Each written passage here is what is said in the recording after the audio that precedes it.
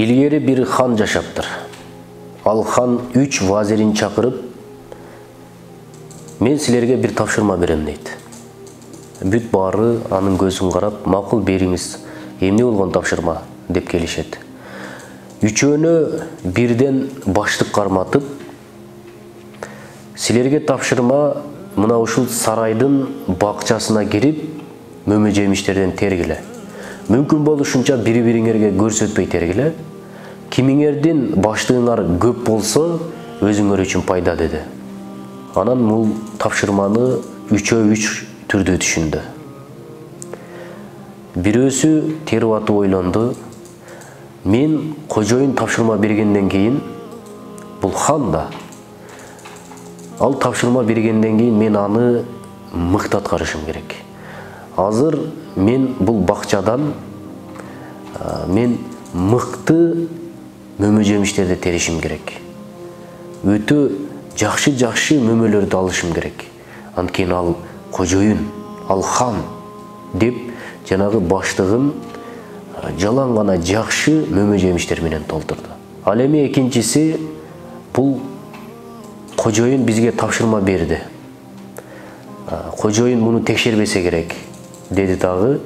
Алдынан жакшысы чыгабы, жаманы чыгабы, бүт баарын тербей, ал ошол баштыкка салып толтуруп келди. Ал эми үчүнчүсү ойлоду, бул хан, бул бай инсан. Биздин бул мөмө жемиштерге муктаж эмес. Жада калса текшербесе де керек элек. Ал бул мөмө жемиштерди эмне кылсын деди дагы. Жөн эле чөп жарды терип ошол баштыгын толтурду.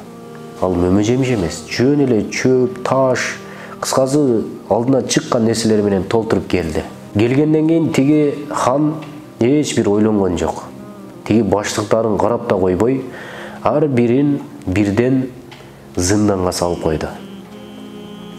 3 ай ошол зынданда жатты. Биринчи вазири, билесиздер, бул мөмө жемиштерден эң мыктысын терип, анан салды эле. Ошол менен толтурду эле.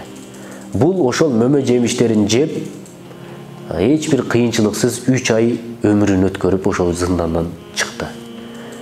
Ал эми экинчиси, алдынан чириги болобу, жакшысы болобу, жаманы болобу, бүт баарын салды. Майдасы болобу, чоң болобу, бүт баарын салды эле.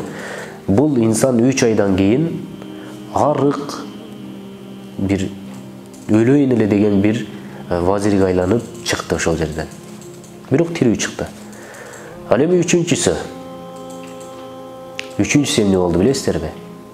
Баягы чөп жардын бүт баарын, таштардын баарын салган адам ал жерден тирүү чыккан жок. Өлдү ошол жерден. Билесиздерби, мына ушул хикаядан, мына ушул окуядан кандай сабак алабыз? Аллах Таала ар бир инсанды өзүнчө жатсын деп бизге кабыр жашоосун берди. Кабырда ар бир инсан өзүнчө жатат. Мисалы мен эгерде бул дүйнөдөн өтө турган болсом, менин кабырым өзүнчө болот. Ал эми жубайымкы өзүнчө болот. Сеники өзүнчө болот, кошунам Асандыкы өзүнчө болот. А тиги Ташматтыкы өзүнчө болот. Ар ким өзүнчө кабырда жатат. Эми мына ушул кабырга биздин амалыбыз жетеби? Биздин амалыбыз барбы?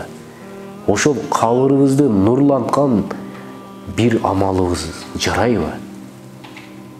Же жанагы чөп жардын бүт баарын салган инсанга окшош болобузбу?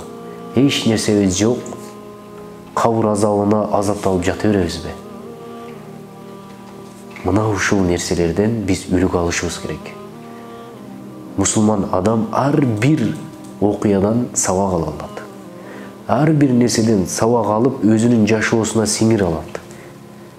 Биз дагы эгерде ошол өзүбүз жаткан кабырга жакшы бир амал менен барабыз десек, анда бүгүн кеч боло электе ойлонушубуз керек. Сиз дагы, мен дагы. Ассаламу алейкум ва рахматуллахи ва баракатух.